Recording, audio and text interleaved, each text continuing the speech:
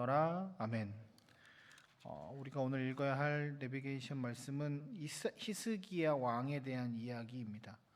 히스기야 왕은 호세아 3년, 그러니까 북이스라엘 호세아 3년 즉위했고 42년 동안 다스렸다라고 알려져 있습니다.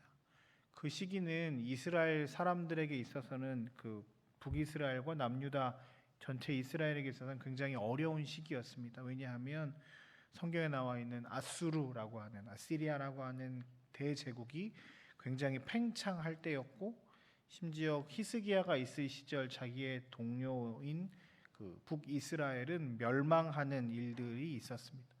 그리고 남유다도 마찬가지로 아수르의 침략을 엄청나게 받았고, 18장 이후에 19장 20절에 보면은 아수르와의 전쟁 그런 상황들, 그리고 그 상황 가운데서 하나님께서 구원하시는 내용들이 쭉 기록되어 있습니다. 어쩌면 굉장한 나라의 위기 가운데 자신의 같이 함께했던 나라 북이스라엘은 멸망했지만 남유다가 히스기야 왕 때는 그래서 살아났거든요. 그러니까 민족을 구한 왕이라고 칭송받을 수도 있는데, 성경에서는 히스기야가 뭐 민족의 영웅, 이 아수르로부터 구원한 왕 이런 성과보다 그 다른 것들을 먼저 히스기야로 평가하곤 합니다. 그를 평가할 때 가장 먼저 나왔던 말이 3절입니다. 히스기야가 그의 조상 다윗의 모든 행위와 같이 여호와께서 보시기에 정직하게 행하였다. 이스라엘의 모든 왕들을 평가할 때 기준이 있습니다. 다윗의 길을 갔느냐, 여로보암의 길을 갔느냐, 이렇게 계속 얘기합니다. 다윗과 같지 아니하였습니다. 여로보암의 길을 갔습니다. 뭐 이렇게 표현을 하는데, 오늘 히스기야는 몇 안 되는 다윗의 길을 따라갔던 왕이라고 평가하고 있습니다. 그러면서 여러 가지 그 이유들에 대해서 쭉 설명하고 있는데요. 저는 두 가지 정도로 히스기야의 특징, 강점들을 설명하면서 우리의 삶에서도 함께 은혜를 나누었으면 하겠습니다. 첫 번째 히스기야의 장점은 대에서 내려오는 그것들을 끊고 스스로 다시 한번 일어선 자였습니다. 통상 윗물이 맑아야 아랫물이 맑다라는 표현을 쓰고, 대체적으로는 부모의 신앙을 따라서 자녀들이 이렇게 신앙생활을 하는 경우가 참 많이 있습니다. 혹 여기 계신 분들 가운데서도 신앙의 1세대인 분들이 계시다면 그 신앙의 1세대로서의 삶이 참 어렵고 힘드셨을 겁니다. 오늘 히스기야라는 사람이 하나님께 칭찬을 받습니다. 다윗의 모든 행위를 따랐고 여호와께서 보시기에 정직한 사람이었다. 그런데 그 아버지 아하스 왕은 정반대의 삶을 살았습니다. 16장에 보면 그의 모습이 다윗의 길을 가지 않고 이방인의 신을 섬겼던 사람이었고, 심지어 자신의 아들을 불 가운데 지나가게 하는 제사를 드리기도 하고, 여러 작은 우상들을 엄청나게 많이 섬겼고, 아수르가 이렇게 막 성장하고 있을 때에는 친아수르 정책을 쓰면서 아수르가 섬기는 제단들을 성전에 가지고 와서 성전의 구조도 바꾸기도 하고 하면서 그 자신 종교와 정치가 하나 된 그 시절에서 여호와 하나님을 섬기는 것보다 지금 막 흥왕하고 있는 나라의 신을 섬김으로 해서 자신의 나라의 정체성을 흔들어 버리고 오직 나라만 잘 살게끔 하는 것에 목표를 두었던 왕이었습니다. 그럼에도 불구하고 그런 사람이 있었음에, 그런 아버지가 왕으로 있었고 이제 다시 정권을 잡아서 새롭게 시작하는 히스기야는 아버지가 했던 그 모든 정책들을 바꾸어 나아갑니다. 여호와 하나님만을 온전히 섬기며 하나님의 사람으로서 든든히 서 나아가게 됩니다. 우리가 누구에게 말씀을 전하고 전도하고 우리의 신앙을 전수하는 일들이 참 쉬운 일은 아니지요. 특별히 나의 자녀들에게 이것들을 전하는 일들도 참 어렵습니다.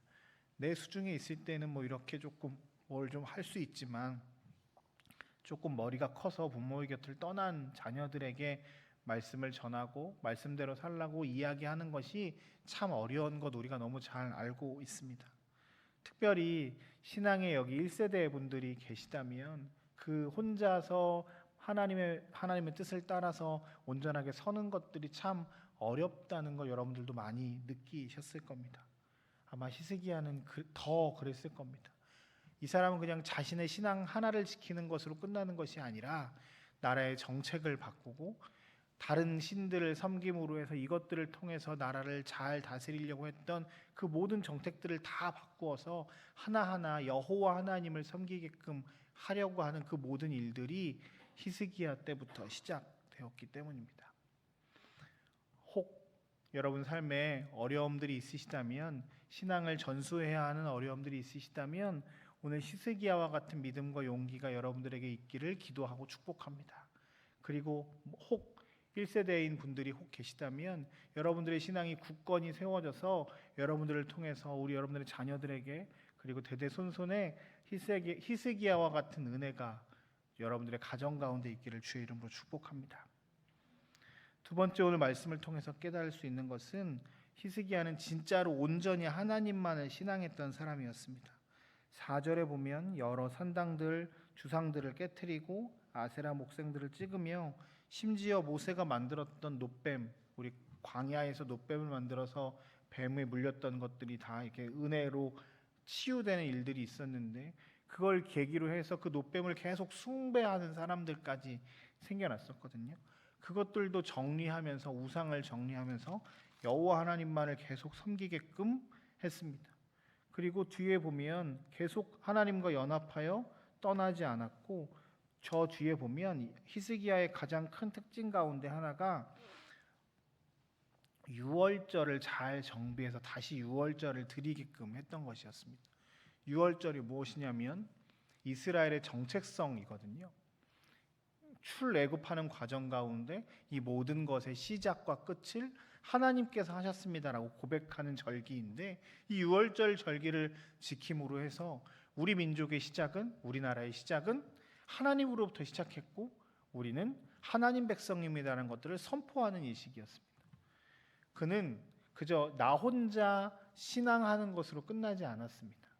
그저 나 혼자 성경 읽고 나 혼자 기도하고 이걸로 끝나는 것이 아니라 왕으로서 우리나라의 정체성은 아버지가 다른 곳으로 갔다면 아수르를 빌어서 우리가 좀 잘 먹고 잘 살아야겠다라고 하면서 그런 걸로 갔다면 아예 정책을 바꿔서 아수르와 대항하더라도 이 나라의 힘은, 이 나라의 시작은, 이 나라의 주인은 여호와 하나님이십니다라는 것을 선포하고 살았습니다.